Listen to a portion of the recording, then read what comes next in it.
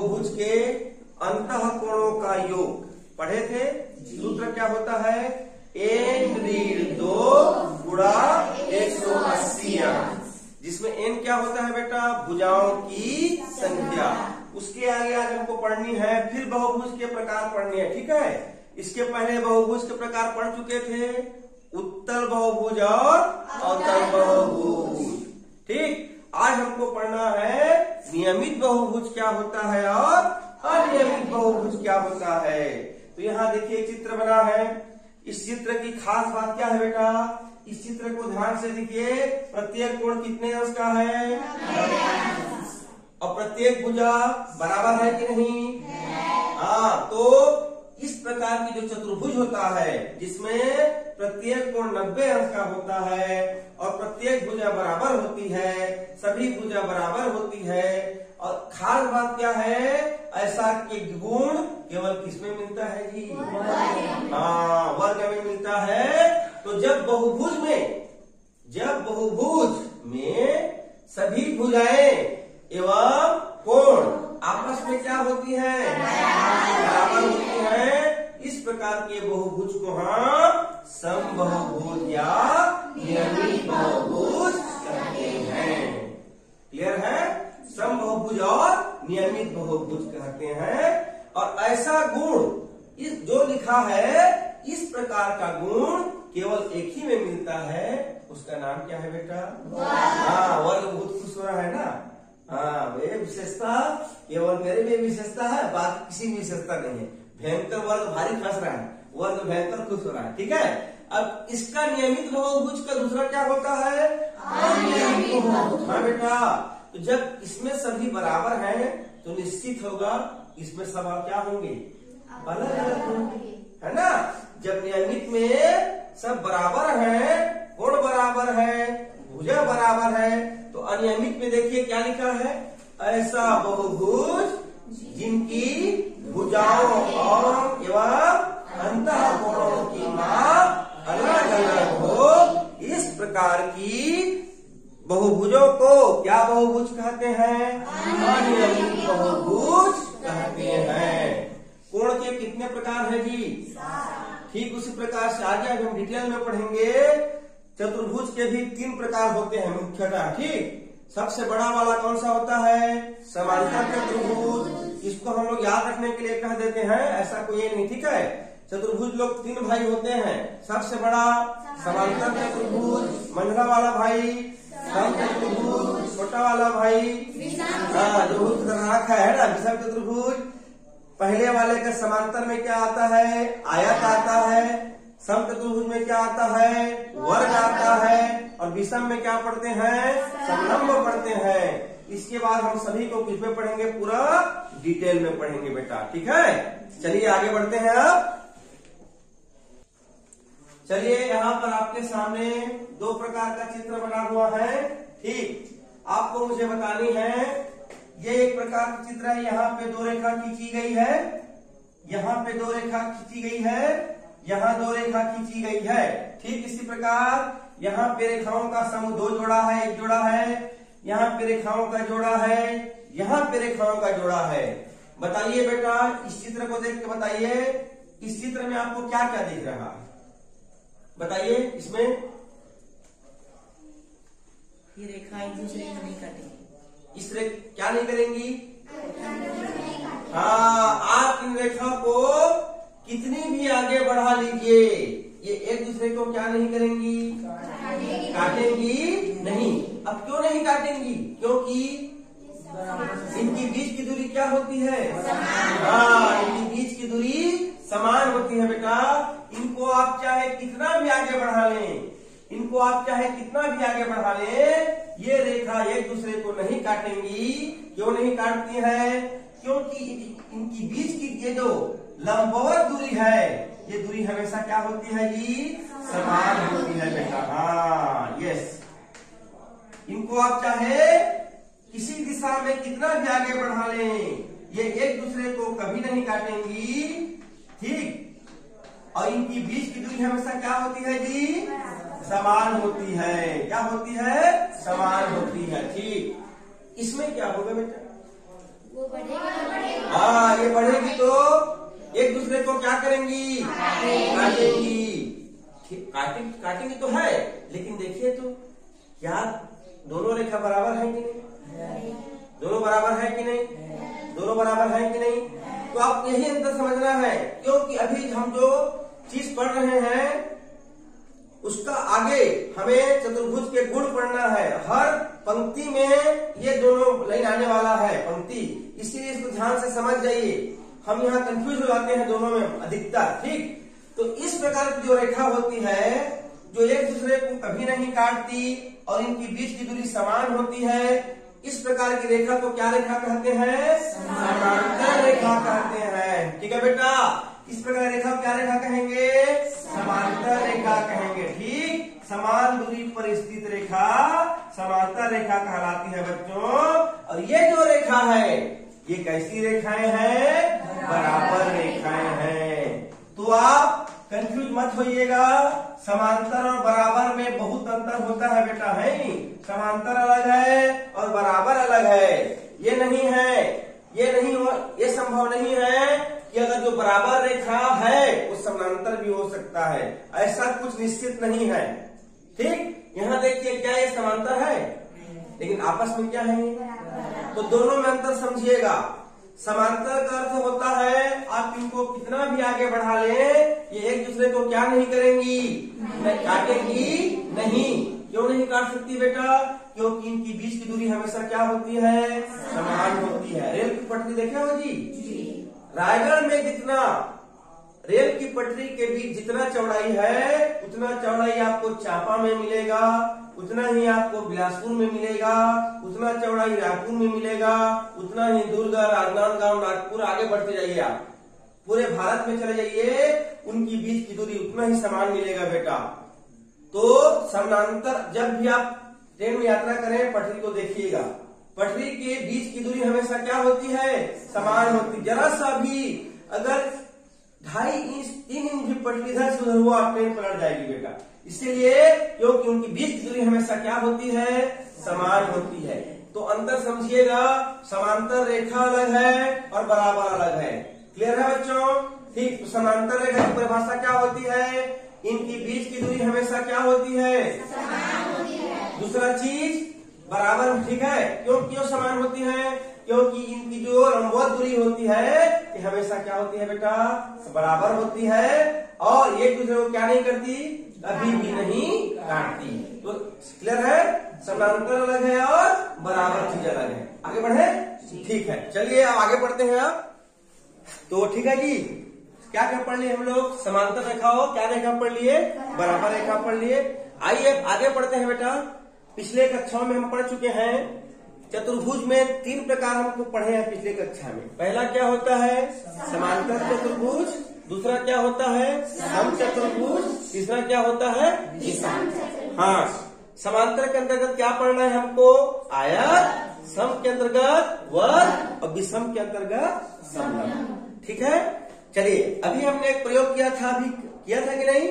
प्रयोग में हमने क्या किया बेटा? यहाँ पर एक चतुर्भुज बनाया।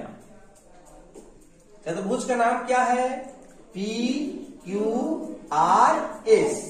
अब हमने सब भुजा को नापा। PQ कितना आ गया? 14 सेंटीमीटर। QR कितना है? 10 सेंटीमीटर। SR कितना है? और SP कितना है? 10 सेंटीमीटर। नापे जी। पहला चीज क्या पता चल गया हमको? सम्मुख भुजाएं क्या हो गई? हाँ, PQ के सामने भुजा SR है और QR के सामने भुजा PS है। ये 14 तो ये 14, ये 10 तो ये 10। तो उनके पहला चीज हमको पता चल गया, सम्मुख भुजाएं क्या हो गई? समान हो गई। ठीक, अब आते हैं कोण को नाप के देखें। इस कोण का कितना अंश आया? 70 अंश। ये कितना आया? ये कितना आया? ये कितना आया? इन चारों को जोड़ोगे तो 360 अंश आएगा। ठीक है, तो अब मुझे बताइए कि आप लोग कोण S के सामने कौन सा कोण है? Q। कोण P के सामने कौन सा कोण है? तो क्या सम्मुख कोण समान है कि नहीं है? तो हम वेरी गुड बेटा। दूसरा चीज क्या पता चल गया हमको? सम्मुख कोण क्या हो गया जी? समान हो गया। पहला चीज क्या पता चला?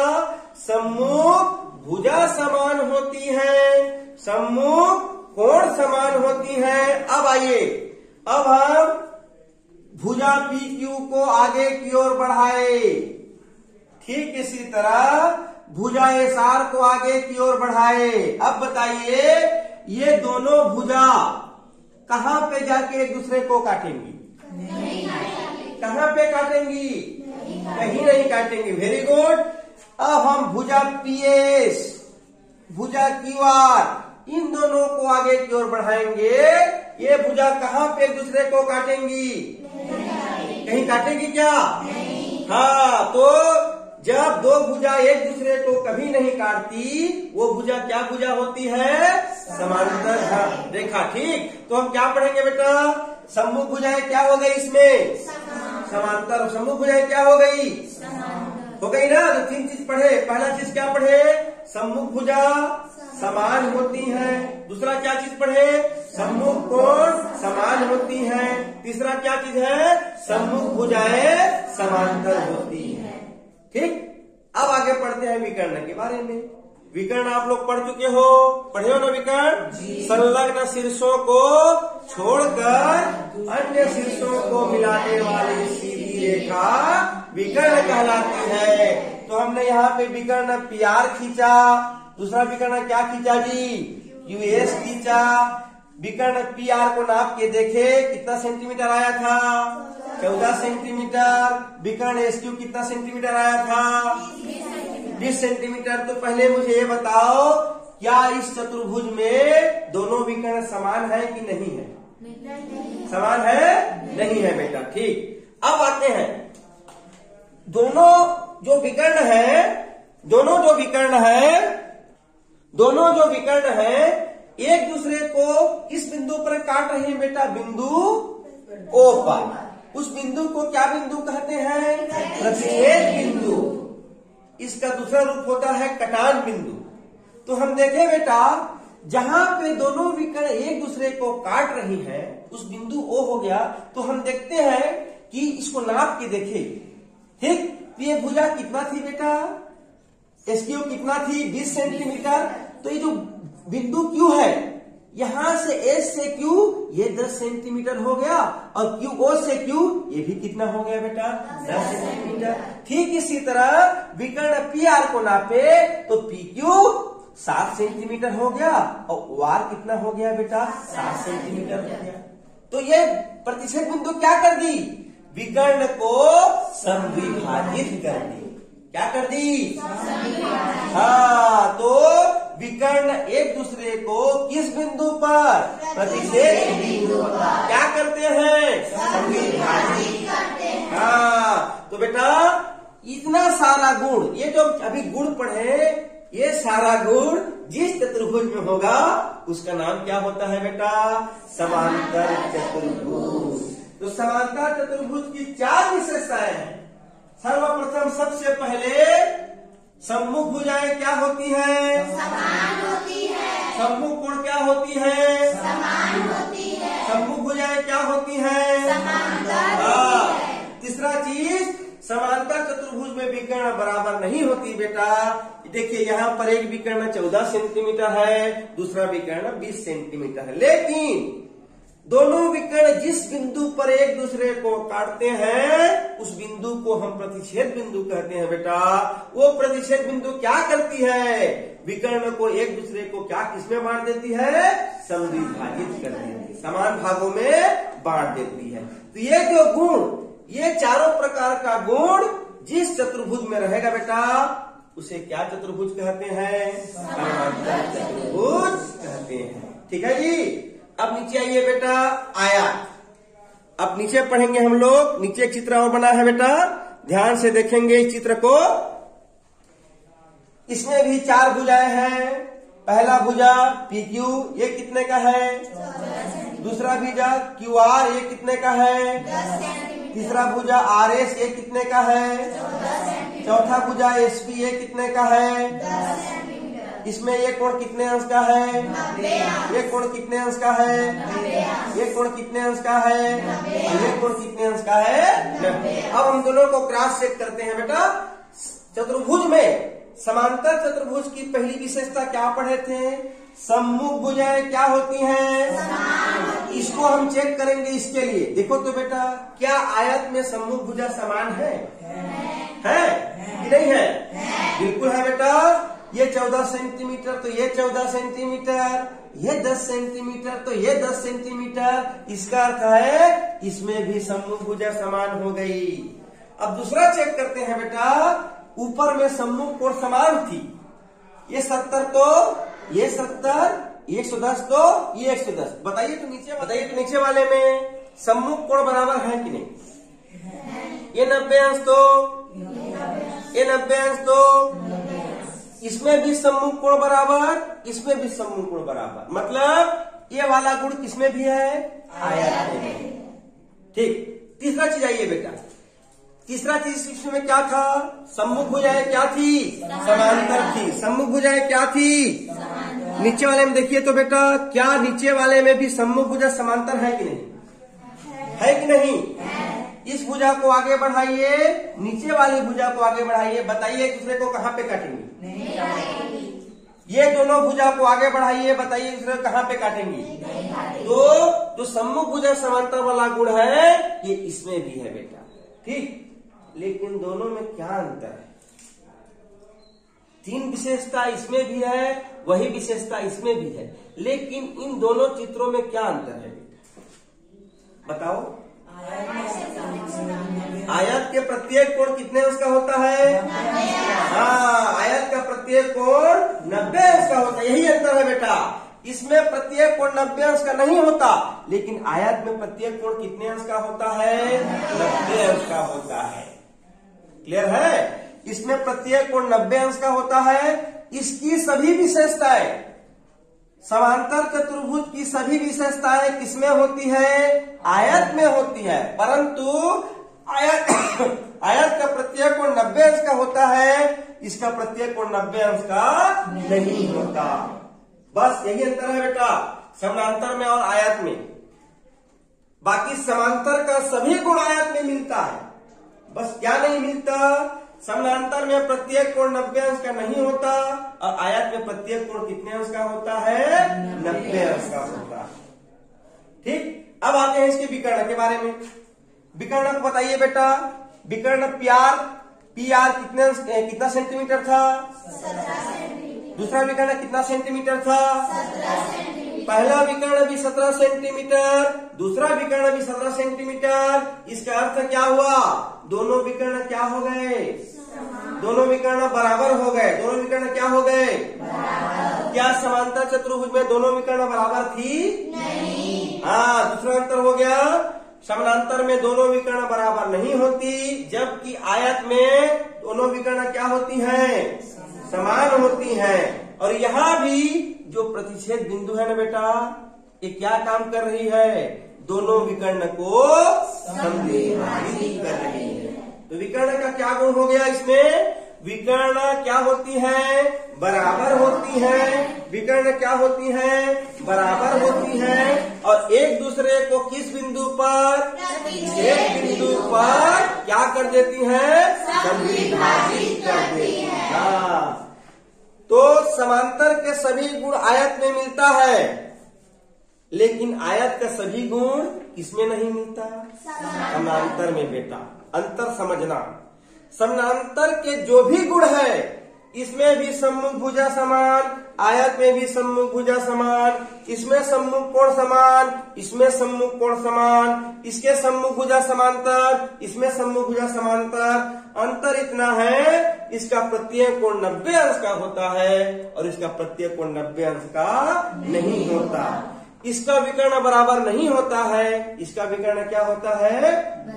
हाँ, लेकिन ये दोनों का प्रतिच्छेद बिंदु विकर्ण को किसमें बांट देती है बेटा? समान भागों में क्या कर देती है? समद्विभाजित कर देती है। ठीक है। बाकी हम नेक्स्ट पार्ट पढ़ेंगे। ठीक है बेटा, नेक्स्ट क्लास पढ़ेंगे। ठीक है, थैंक यू।